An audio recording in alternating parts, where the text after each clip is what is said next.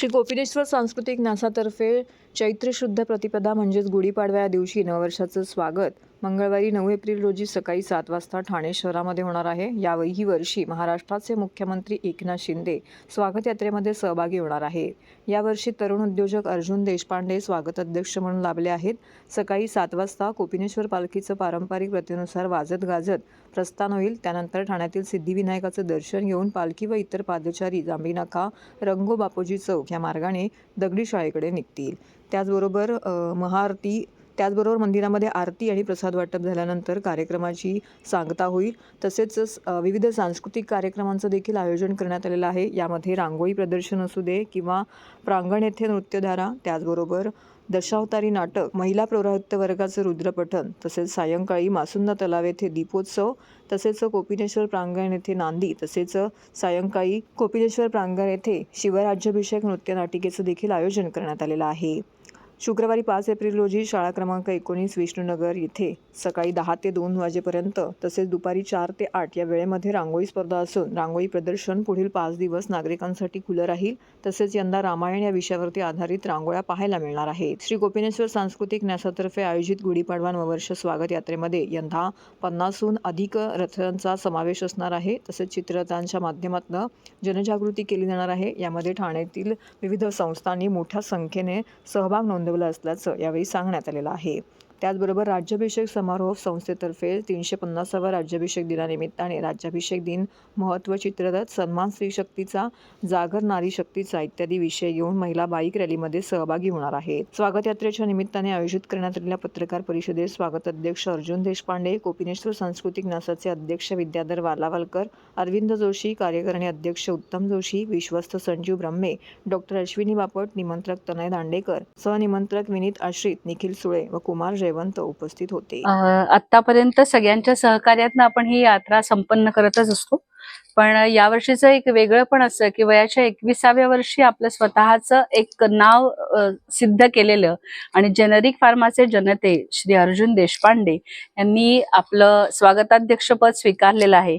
आतापर्यंत आपण वेगवेगळे प्रयत्न युवकांनी ह्या सगळ्याशी जोडलं जावं म्हणून करत असतो, कारण आपण असं म्हणतो की जेव्हा युवकांच्या हाती आपली संस्कृती सोपवली जाते तेव्हा ती निश्चित स्वरूपाने आणि चांगल्या हातातनं पुढे जाते। आणि त्यामुळे यावर्षीचे आमचे निमंत्रक आणि आमचे स्वागताध्यक्ष हे दोनही तरुण तडफदार नेतृत्व आहेत आणि अशा नेतृत्वाच्या हातामध्ये आपली ही सगळी धुरा सोपवणं आणि त्यामुळे अशी खात्री आहे की त्यांच्या दोघांच्या माध्यमातून आपण शाळा, कॉलेजेस आणि शिवाय ठाण्यातल्या वेगवेगळ्या ठिकाणाहून जिथे जिथे युथ आहेत त्या युथनं असं आवाहन करतोय की ही सगळी परंपरा आणि संस्कृती टिकवण्याचं काम आपण करणार आहात आणि त्यांचा आदर्श आणि त्यांचं उद्दिष्ट जे आहे की ह्या सगळ्यांनी ठाण्यामध्ये एकत्रित यावं आणि भव्य दिव्य अशी यात्रा करावी, त्या दृष्टीने आम्ही सगळ्यांना आवाहन करतो। मला वाटतं एवढ्या 24 वर्षापासून आपण सगळ्यांचा एक्सपिरियन्सने आणि यावर्षी युथच्या नवीन कल्पनेने आपण ही स्वागत यात्रा आपण ही पुढे नेतोय आणि आपल्या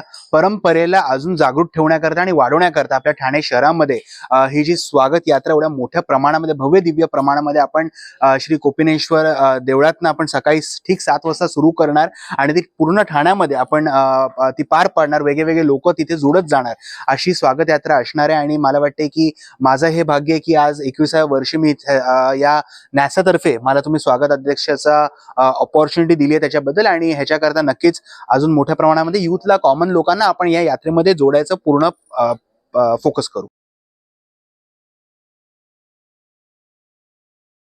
सर्व नागरिकांना आवाहन करण्यात येत आहे की सध्या डासांमार्फत पसरणाऱ्या डेंग्यू या आजाराचा प्रसार रोखण्यासाठी प्रत्येकाने पुढील प्रमाणे कार्यवाही करावी। डेंग्यू आजार एडिस इजिप्ती हा डास चावल्याने होतो। या डासांची पैदास साचलेल्या किंवा साचवलेल्या स्वच्छ पाण्यामध्ये होते। 8 दिवसांपेक्षा जास्त दिवस पाणी उघडे व साचून राहिल्यास त्यात डास अंडी घालतात। अंड्यांच्या अळ्या तयार होऊन पुढे डास तयार होतात। यासाठी आपल्या घरातील पाणीसाठे उदाहरणार्थ बॅरल्स, पिंपे, टाक्या, हौद, रांजणे इत्यादी दर आठवड्याला रिकामे करून घासून पुसून कोरडे करून पुन्हा भरावे। 1 दिवस कोरडा दिवस म्हणून पाळावा। पाणी साठ्यांना घट्ट झाकणे बसवावीत किंवा जुनी साडी, चादर, धोतर यांनी बांधून झाकून ठेवावीत, म्हणजे डास त्यात जाऊन अंडी घालणार नाहीत. घराच्या गच्चीवर, आजूबाजूला, अंगणात कोठेही पाणी साचू देऊ नये. भंगार सामान उघड्यावर टाकू नये. उदाहरणार्थ टायर्स, प्लास्टिक सामान, कुंड्या, टाकाऊ वस्तू इत्यादी. अशा सामानात पावसाचे पाणी साठून त्यात डेंग्यूच्या डासांची पैदास होते. घरातील कूलर्स, फ्रीजच्या पाठीमागील ट्रे हे देखील वेळोवेळी कोरडे करावेत. लक्षात ठेवा, नुसत्या फवारणीने डास घनता कमी होत नाही, तर त्यासाठी डास पैदास ठिकाणे नष्ट करणे ही आपल्या सर्वांची जबाबदारी आहे. कोणताही ताप अंगावर न काढता जवळच्या शासकीय रुग्णालयात मोफत औषधोपचार घ्या. अशा प्रकारे नागरिकांनी सहकार्य केल्यास डेंग्यूचा प्रसार रोखणे सहज शक्य आहे.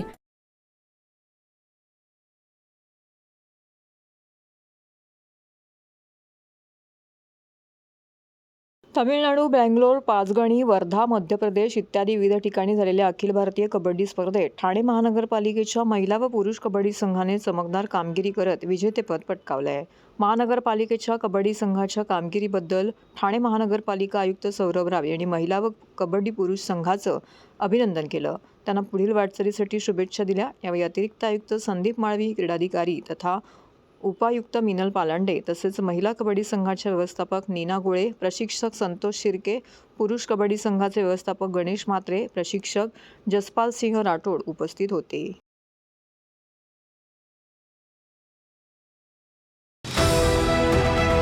TJSB सौर शक्ती कर्ज, गो ग्रीन, करा वीज बिलावर बचत.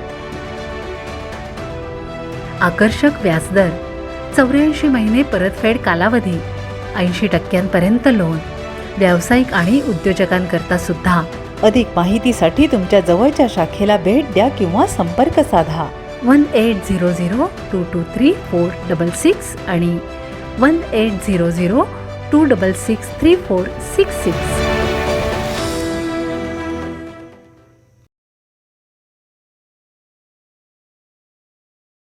पावसाळा तोंडावर आला असून निवडणुकीची आचारसंहिता लागू झाली आहे. या पार्श्वभूमीवरती ठाण्याचे माजी खासदार डॉक्टर संजीव नाईक यांनी ठाणे महानगरपालिकेचे नवीन आयुक्त सौरभ राव यांची भेट घेऊन शुभेच्छा दिल्या. तसेच पावसाळ्यापूर्वी करण्यात येणाऱ्या अनेक गोष्टी संदर्भात चर्चा करून आचारसंहितेमुळे नागरी हितांच्या कामाकडे दुर्लक्ष होऊ नये अशी अपेक्षा त्यांनी व्यक्त केली. याप्रसंगी डॉक्टर नाईक यांच्यासोबत भाजप जिल्हाध्यक्ष संजय वागुले, ज्येष्ठ माजी नगरसेवक नारायण पवार, भाजप पदाधिकारी ओमकार चव्हाण, सचिन पाटील, सागर भदे, कैलास म्हात्रे, मिलिंद नईबागकर, ॲडव्होकेट धनंजय सिंह उपस्थित होते. भाजप नेते डॉक्टर संजीव नाईक यांनी आयुक्तांची भेट घेतली. शहरातील विविध समस्या तसेच वाहतूक कोंडीबाबत यावेळी चर्चा केली. मेट्रो पहिला फेज सुरू झाल्यास कोंडी फुटेल. महाराष्ट्र सरकार आणि केंद्र सरकारने चांगले बजेट देऊन उर्वरित रस्त्याची कामं मार्गी लावावीत अशी विनंती सरकारकडे करणार आहेत. ठाण्याला स्वतःचे धरण असावे यासाठी नेहमीच चर्चा होत असते. आयुक्तही या विषयावरती गंभीर आहेत. हा प्रश्न कायमस्वरूपी सुटेल असे प्रयत्न सुरू असून भाजपाकडून या संदर्भात वारंवार पाठपुरावा करण्यात येत असल्याचं डॉक्टर नाईक यांनी यावेळी सांगितलं.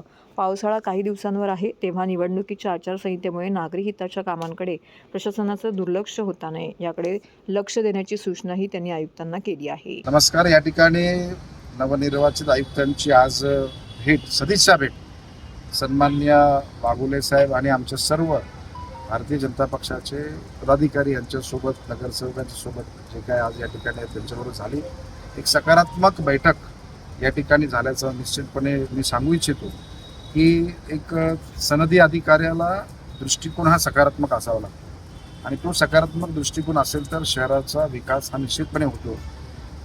लोकशाहीमध्ये प्रशासक आता आहेत म्हणून, नाहीतर आपण म्हणतो की अधिकारी आणि लोकप्रतिनिधी आणि जनता असं जर तिघांचं व्यवस्थित जर व्यवस्थापन असेल तर शहराला निश्चितपणे अच्छे दिन येतात म्हणतो किंवा चांगले दिवस येतात. मला विश्वास आहे की ठाण्याची परंपरा ही कायम राहील. ठाणा हा ऐतिहासिक शहर आहे. ठाण्याचं नाव पूर्ण भारतवर्षात आहे आणि म्हणून तेच नाव पुढे अधोरेखित होईल. ठाणे महापालिका आणि त्या इथल्या सर्व जनतेने या शहराचं नाव लौकिक ठेवण्यासाठी पूर्ण सहकार्य नेहमीच केलेलं आहे आणि तीच धारणा लक्षात ठेवून जसे पारितोषिके वेगवेगळे मिळत असतात वेगवेगळ्या या ठिकाणी मग ते राज्यस्तरावरचे, राष्ट्रीय स्तरावरचे आणि आंतरराष्ट्रीय स्तरावरचे या ठिकाणी मानांकन मिळत असतात आणि मला विश्वास आहे की ह्या आयुक्तांच्या सुद्धा नेतृत्वाखाली अशाच प्रकारचं मानांकन मिळेल अशी आम्ही त्यांना शुभेच्छा व्यक्त केलेल्या आहे. पहिल्यांदाच त्यांची भेट झालेली आहे. भविष्यात समस्या आणि त्याचं निराकरण हे पुढच्या काळामध्ये त्यांच्या बैठकीमध्ये होईल असा विश्वास या ठिकाणी आम्ही व्यक्त केलेला आहे आणि त्यांच्या या पुढच्या कारकिर्दीसाठी त्यांना शुभेच्छा व्यक्त. शिवजयंतीनिमित्त आझादनगर शाखेत किल्ले स्पर्धेचं बक्षीस वितरण संपन्न.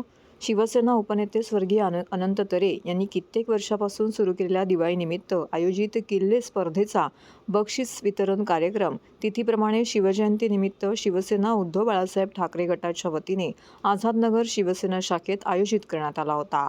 दिवाळीत किल्ले स्पर्धेचं आयोजन शिवसेना उद्धव बाळासाहेब ठाकरे गटाचे ठाणे शहर समन्वयक माजी नगरसेवक संजय तरे, ठाणे जिल्हा महिला उपसंघटक माजी नगरसेविका महेश्वरी तरे यांनी केलं होतं. सदर किल्ले स्पर्धेमध्ये आझादनगर, वृंदावन, साकेत, आनंद पार्क आणि परिसरातील मुलांनी मोठ्या संख्येने सहभाग घेतला होता. शिवजयंतीनिमित्त छत्रपती शिवाजी महाराजांच्या पुतळ्याला पुष्पहार राबोळी पोलीस स्टेशनचे वरिष्ठ पोलीस निरीक्षक वसंतराव बाबर यांच्या हस्ते अर्पण करण्यात आला. त्यानंतर राबोळी पोलीस स्टेशनचे वरिष्ठ पोलीस निरीक्षक वसंतराव बाबर, शिवसेना उद्धव बाळासाहेब ठाकरे गटाचे शहर प्रमुख प्रदीप शिंदे, ठाणे शहर समन्वयक माजी नगरसेवक संजय तरे, ठाणे जिल्हा महिला उपजिल्हा प्रमुख रेखा कुक्कर, उपसंघटक माजी नगरसेविका महेश्वरी तरे यांसह इतर उपस्थित मान्यवरांच्या हस्ते किल्ले स्पर्धेच्या विजेत्यांना सन्मान चिन्ह आणि रोख पारितोषिक यावेळी देण्यात आलं. शिवजयंती व बक्षीस वितरण कार्यक्रम यशस्वी करण्यासाठी आझादनगर शिवसेना शाखेचे संतोष दंत, महिला शाखा संघटक जया बांगुडे, युवसेना शाखा अधिकारी सागर माने यांनी मेहनत घेतली. यावेळी शिवसैनिक, महिला शिवसैनिक, परिसरातील नागरिक व किल्ले स्पर्धेचे विजेते मोठ्या संख्येने येथे उपस्थित होते.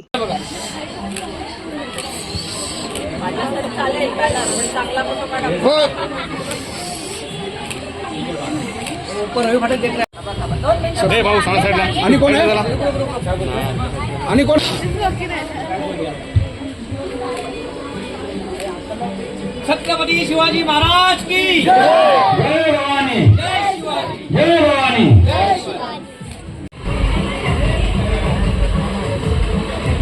आज जाणता राजा छत्रपती शिवाजी महाराजांची जयंती जी आमच्या हिंदू हृदय सम्राट बाळासाहेब ठाकरे यांच्या संकल्पनेनुसार आम्ही जी तिथीला साजरी करतो आणि तसंच जल्लोषात आम्ही दरवर्षीप्रमाणे ही आज साजरी केलेली आहे. आणि ह्या दिवशी स्वर्गीय अनंत तरे साहेब यांच्या संकल्पनेतनं आम्ही जे दिवाळीला किल्ले स्पर्धा घ्यायचो त्यांचा पारितोषिक वितरण सोहळा आम्ही या दिवशी घेण्यात यायचा. जवळजवळ 28 वर्ष सातत्याने हा कार्यक्रम आम्ही आझादनगर शाखेतर्फे करतोय आणि ह्या कार्यक्रमासाठी सगळे आमची महिला आघाडी तसेच आमचे शाखेतले पदाधिकारी कार्यकर्ते सगळे मिळून आम्ही हे काम करतात. It's a teamwork. कुठलंही काम एकटा करू शकत नाही.